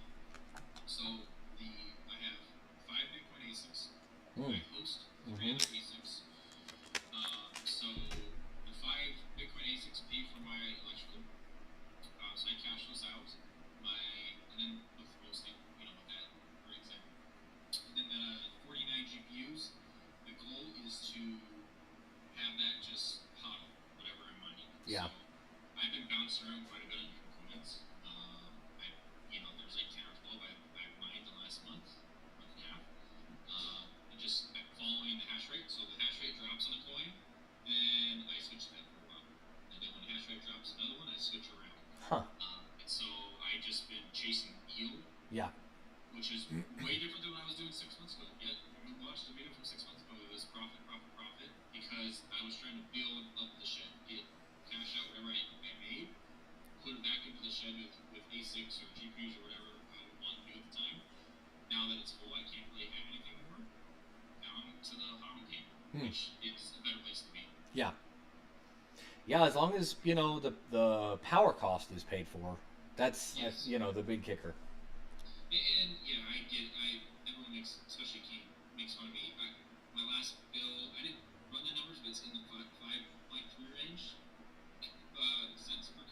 Nice. Which is actually, it went up $200. It was higher, $200 higher than I expected because they changed something. It was made half a cent higher.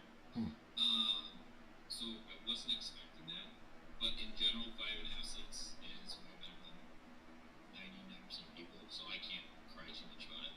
And then now it gets higher in the 4 months of the summer. So now that the summer's over, it'll go down to 4.8 cents.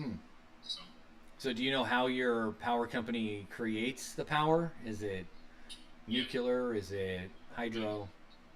Wind? Oh, okay. A good chunk of it. So since my dad works for him, he used to work at the coal plant that was 30 miles away. To be honest, that thing is barely running anymore. They just do it for supplemental. And my power company is when you see pictures of wind farms, just lined up down the road. Yeah. That's what they do here in Iowa and Minnesota. So, yeah, it's a good chunk of it is that. So, otherwise, there is some hydro, but it's not for companies. I don't know how that works if they buy it from the hydro, from the dams just upstream or not, but most of it's wind nowadays. Interesting. So. Yeah, I talked with, when I was at Mining Disrupt, I sat down with Hive OS, and they've got this like initiative where they're working with large farms and the power companies, like kind of being an in-between or broker there to, set up like a fixed supply and using them as kind of like a battery for the grid. So when there's more demand, these farms can turn off some, and the power companies will have that available power. So if they're, round numbers, I've got a 10 megawatt farm over here, and I'm used to supplying 10 megawatts, and then another 10 megawatts for the general public, but the general public needs to go up to 12, I can drop these guys to 8, and we have an understanding of why and things like that. So it's pretty cool that crypto and mining in general is being used in that way. It's almost like seeing this mindset of, Bitcoin mining bad for environment to actually, not just helping environment, but helping commercial industry. Yeah, and so that's called curtailing. Yep. Curtailing, and that's especially, I've been watching a lot more Bitcoin mining podcasts. I know not everyone in this, industry and so forth will follow that too much because we're all GPUs, but I've been getting into it because I think that's my next step would be more in that route. But yeah, curtailing is a big deal, and especially like in Texas. Like 3 years ago they had the big problems. All bad press where it got really cold there a couple of days, and they had people out for 3 or 4 days when it was 40, 30 degrees out. Since then, ERCOT is the name of the power down there, and they're not on the national grid. They're just on themselves in Texas. Good and bad. But they've gone a long way since. They've had a lot more supply, and then they also, most of that supply isn't costing them ERCOT too much more because they've added a ton of Bitcoin miners as well.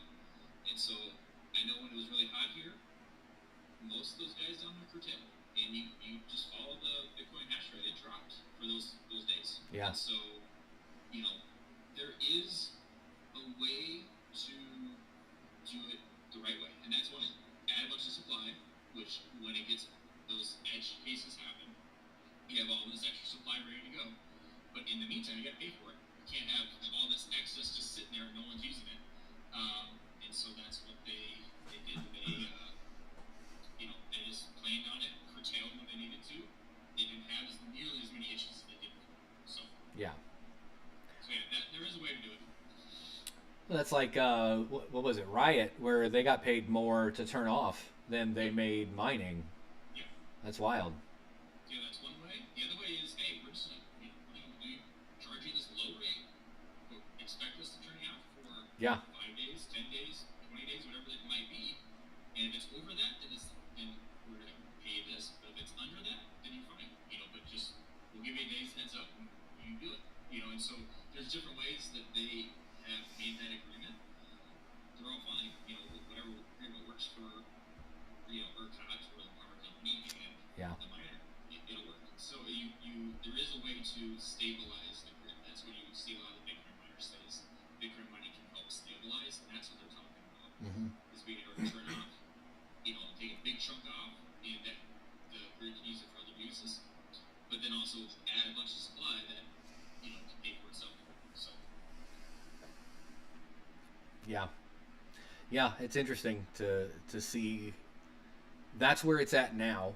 How are some of these larger companies like, you know, the BlackRocks and these, you know, mega corporations that are going to come in and spend billions of dollars creating new farms and new mining opportunities and all of that, you know, whether it's hosting or whatever they're coming up with, they're going to spend billions of dollars to do it.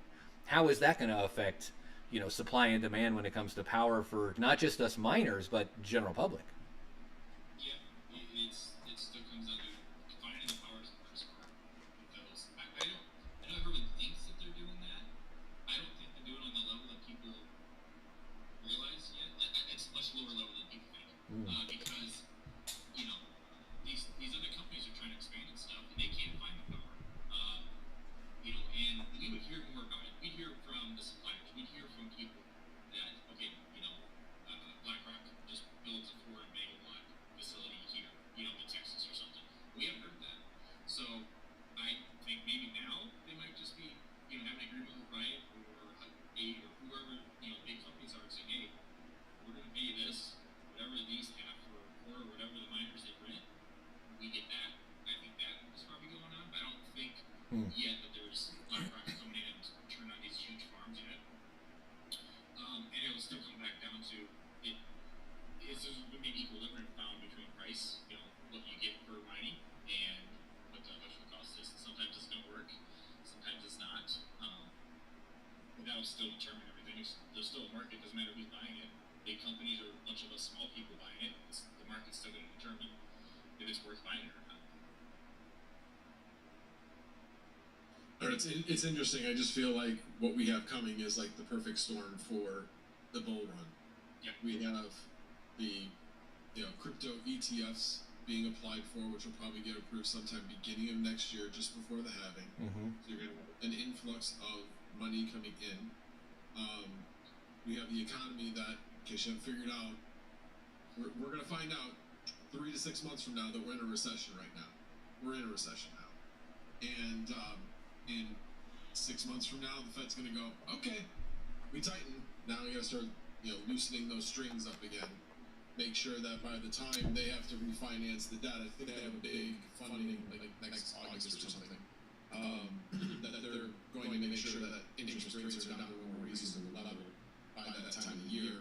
Anytime you have an easing environment, it's great for Bitcoin. So all of those things kind of put together. I'm looking forward to 2024. Not trying to wish my life away or anything, but I am looking forward to 2024. Well, that is if they don't change the definition of recession again. True. Yeah, because technically we're already in one. It was just very short lived. That was the soft landing. The problem it was too soft. Yeah. And you had inflation that was out of control. So, well, that's the other part of it is that if you get the recession, is the government going to go crazy again and say, well, we have to put all this money out for all these people that are now on work, and if they do that, then they're going to defeat the purpose. They're going to put all this extra money into the economy artificially, and therefore all that tightening done by the Fed will unfortunately be reduced. The effect of that will be reduced. So, do you watch? Do you guys ever watch Black Mirror? Did you ever watch that series on Netflix? Oh man, it was really good. It was like, I think it's called an anthology where every episode is different, but it all kind of ties in at the end, kind of thing. And one of the episodes was this guy. It was a whole bunch of people, but in this community, like you get sent to this farm. And you go and you ride on a bike all day, on like a stationary bike, and you generate electricity. And then you go back to your room, and it's like a cage with like LEDs on every wall, and you live life that way. That's your job. You go there, you pedal on the bike, you know, and all that. You know what I mean? I feel like something like that, and maybe this is getting a little too out there, but something like that, where hey, you don't have a job, you're going to go pedal a bike to power the community, or you're going to go do this meaningless labor job that we can't create robots to go do, something like that. It just, I don't know. That's kind of far out there, but something like that, I don't know. Not a bad idea. Is that evil for me to say? I don't think so. I've always said, and I know I'm not the only one, is that we need to figure out a way to, when people are out of work, there are jobs to be filled. The problem is that there's the penalty of, well, you're making enough. You may be making half as much as what you were making before. Yeah. But, so therefore you don't get unemployment anymore. Wait a minute. Well, what's the point of me even accepting that job? Yeah. Because I'm in the same situation now. I can either get unemployment and continue looking for a job where I can actually support my family, or I can take this job, not get unemployment, and still be in the same horrible position I'm in now. Yeah. So there needs to be a better system in that we have this graduated. Yes, you were making this much. This was your quality of life, and you want to get back to that level. But in the meantime, you can do this, that, and the other thing, and we'll still pay you a lesser subsidy, and it'll be good for the economy, and it'll be good for lessening the amount the government needs to pay. Mm-hmm. And I'm not saying that people need to get paid out to what the level they were at before, because they still need motivation to get that job. But I think that would be incredible. Now, that's a very complicated system, and government doesn't do complicated well at all. But that would be a much better way of doing it. People, do need motivation to go to work. They need motivation to have a better way of life. They're satisfied with their way of life, and that happens to be, taking money from the government, being on, whatever it is, whatever the system is. If they're capable, physically capable, mentally capable, that's not good. That's not good. Yeah.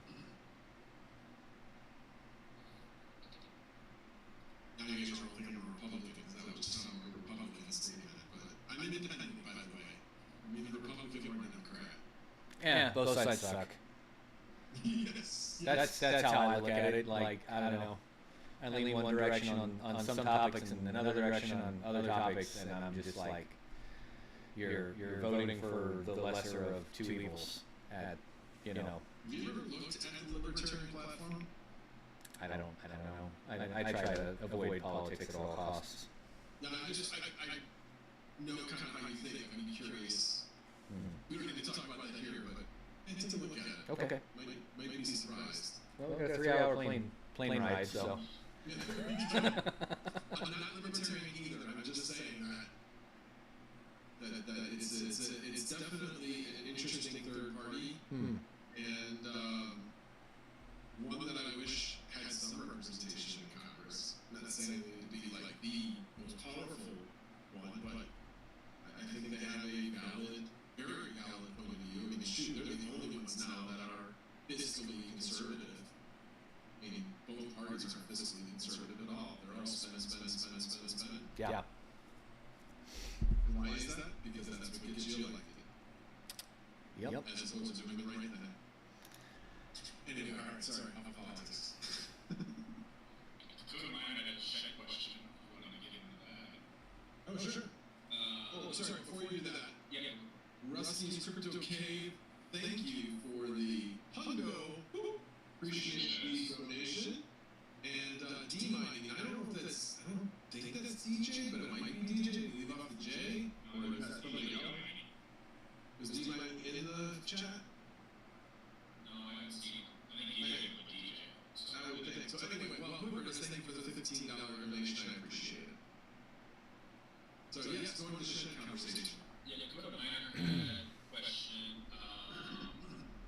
During the winter, how does the shed operate centralized? In the West, we have people with the miners to rather affect miners.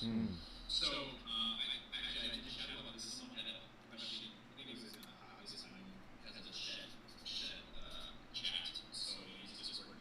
But in the winter, what you do is you just slow down the intake, slow down the intakes off. So you don't want 0 degrees below heavy duty, because that will start causing rust, just causing issues. So you slow everything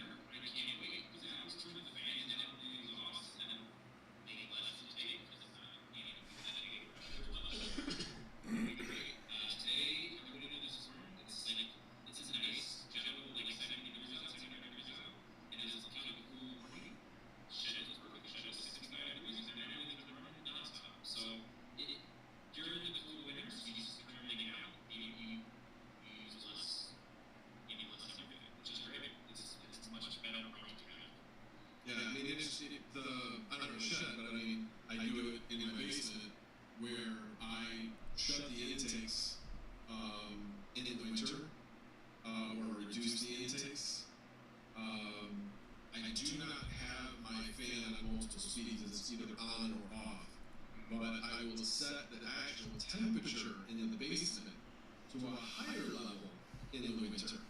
I'll set it to like 85 degrees so it can help heat the house.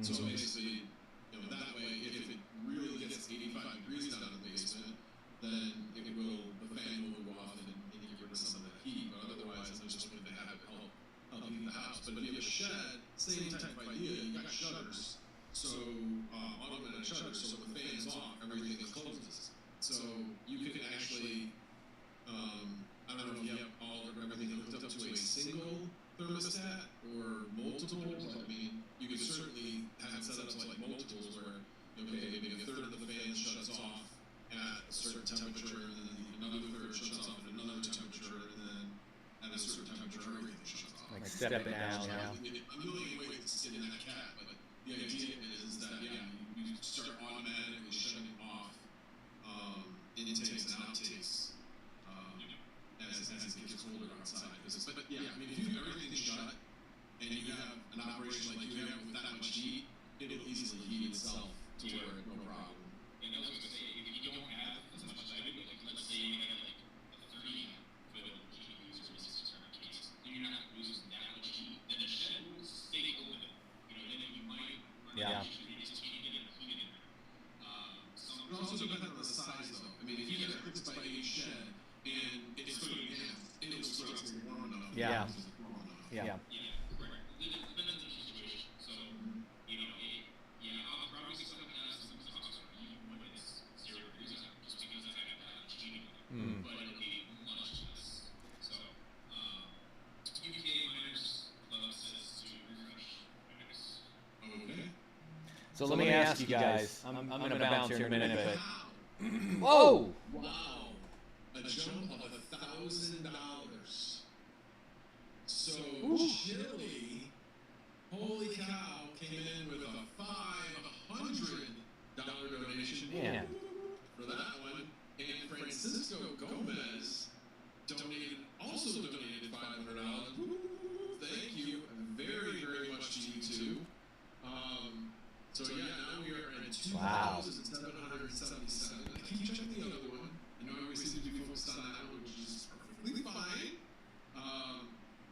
I'm still at 140. But wow. Thank you guys. Very much appreciated. Means a lot. Thank you. All right. Back to the entertainment. So let me ask you guys something. I'm gonna get off here in just a minute. I've been going for almost 2 hours because I'm live as well. What piece of mining equipment, if you had to pick one, what piece of mining equipment do you regret buying?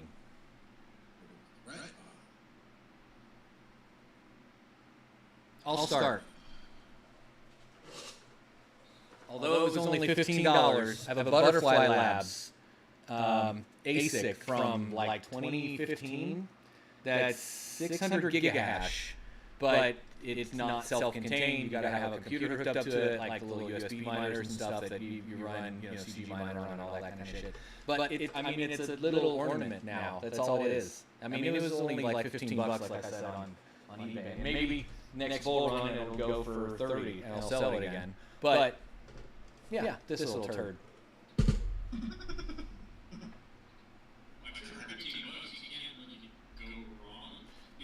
Yeah. I learned that. Yeah. Just because it. No. Yeah. No. What's yours? What do you think?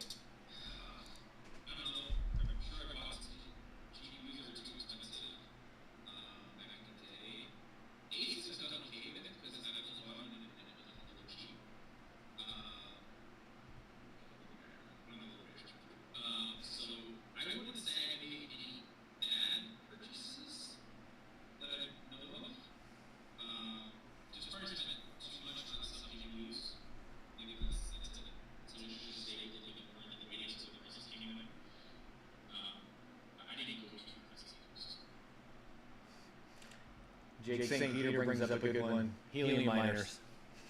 Oh, there you go. Yeah, I was like, think of anything. Thank you for bailing me out on that. Honestly, I've done pretty well with them. I can't. That's my only quote unquote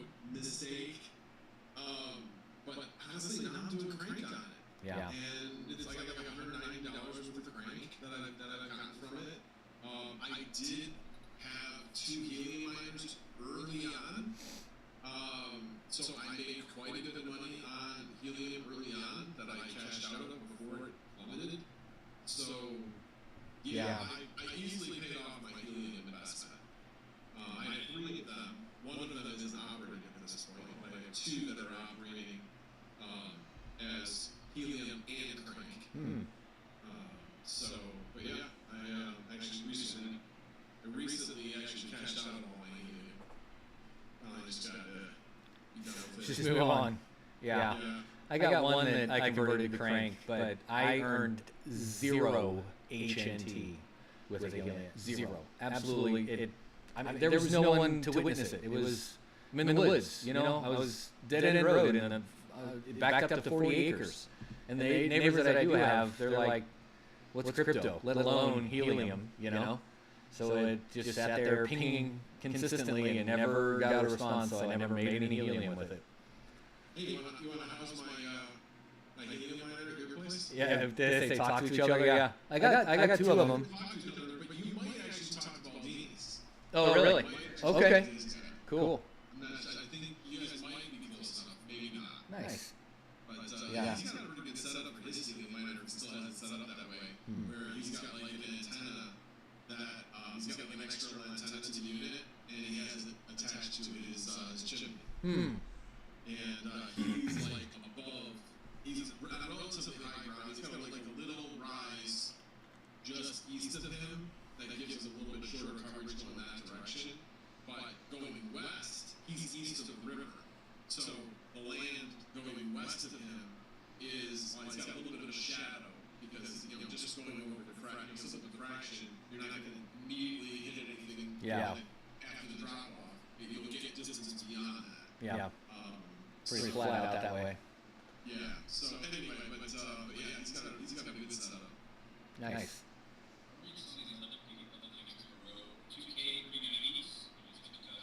Oh.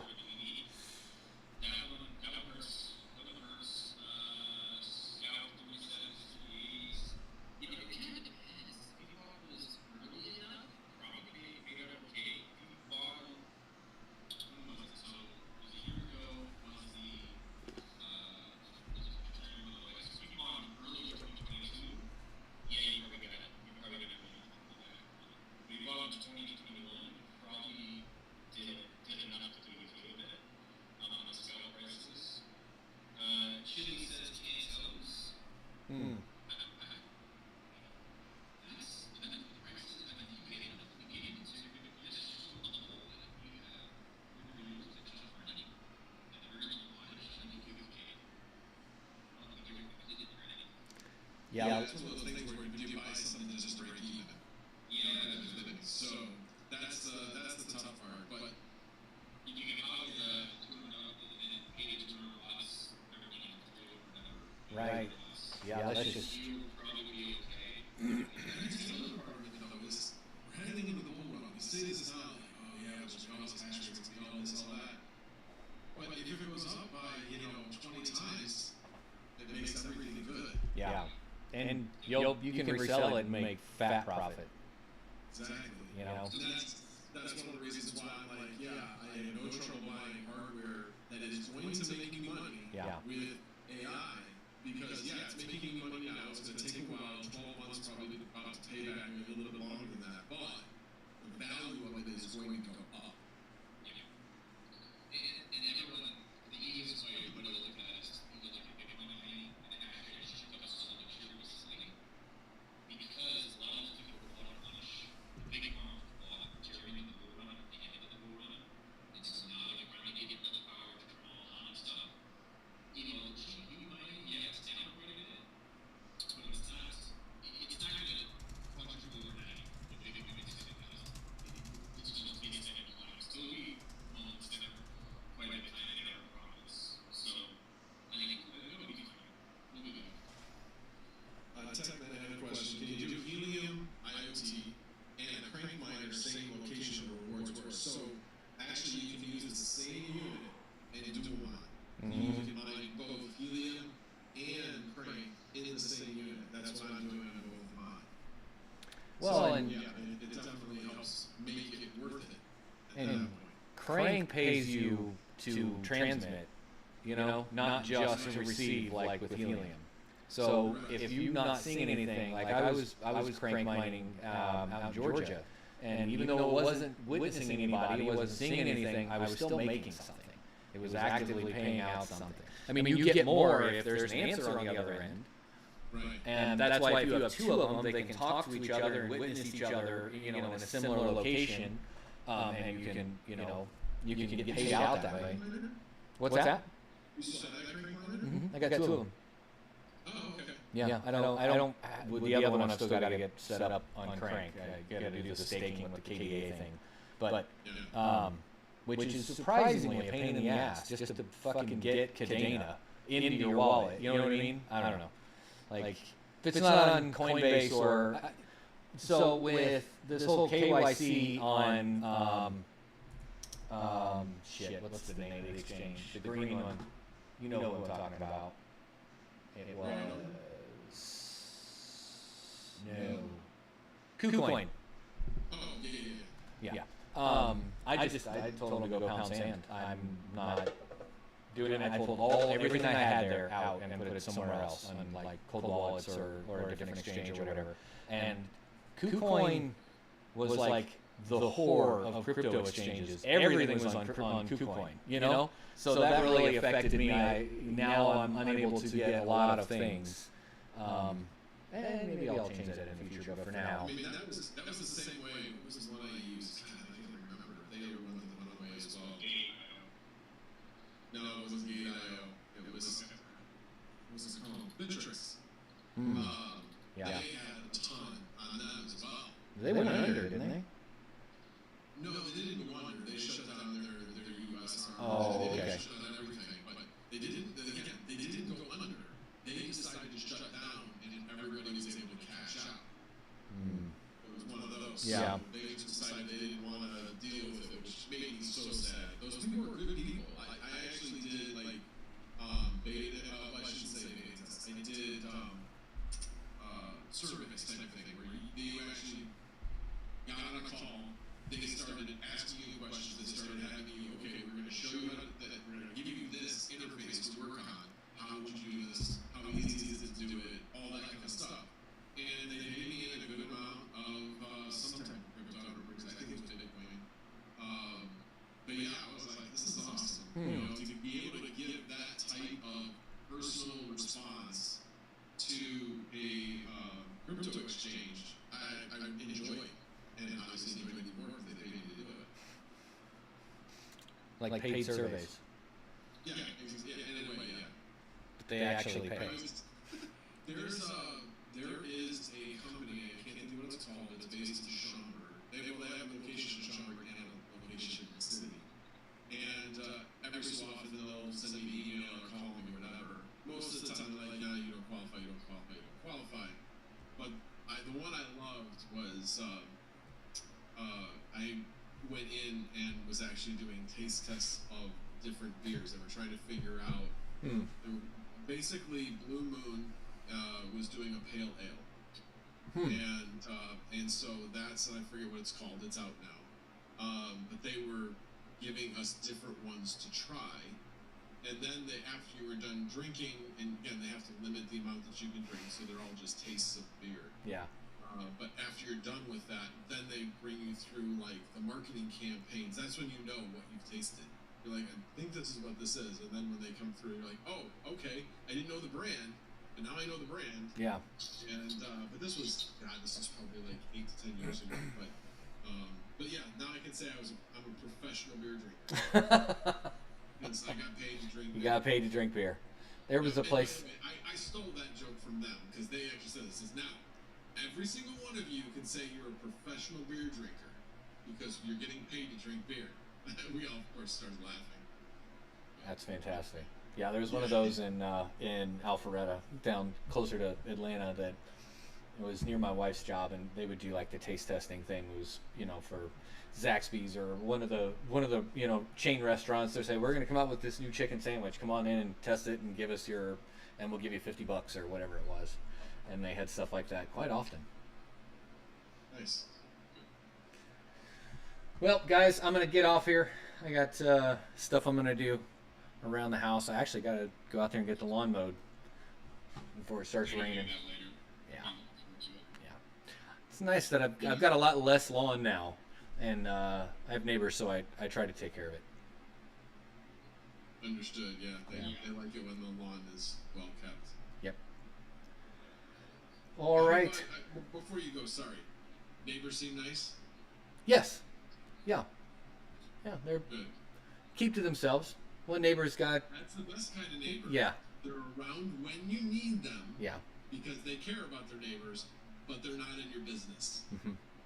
Yeah. That's So the far. best kind of neighbor. So far, I've met 1, 2, 3 of them. The other ones are just wave at when you drive by. So far, so they all seem nice. Good. Awesome. All right. Well, thank you for stopping by. I appreciate it. Thanks for having me. Oh, no problem. I will All see you right, have a guys. good one. Yep. See you.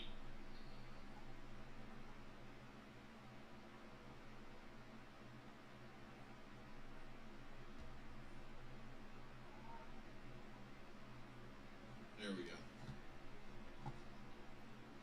go. All right, guys. I'm gonna get out of here. Thanks for coming in. Go check out Max's stream. Go donate if you got the means to. And of course, thanks for watching.